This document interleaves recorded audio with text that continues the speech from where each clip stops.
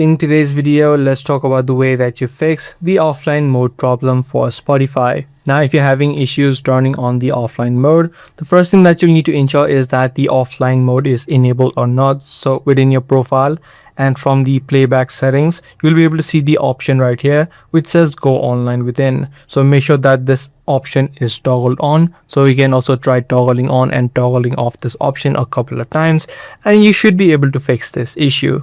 But however, if this is not the issue with you, what you can try out is try to restart the application of Spotify.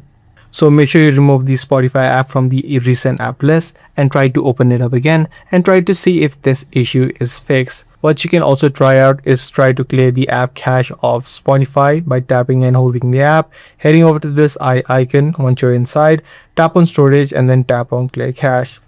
What you can also try out is look for any new updates available. So open up the Play Store or the App Store, search for Spotify, and if you do see new updates available, make sure you update this application.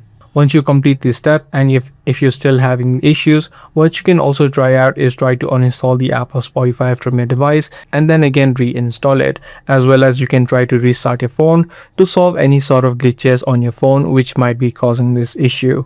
So by following these steps, you should be able to fix the Spotify offline mode problem.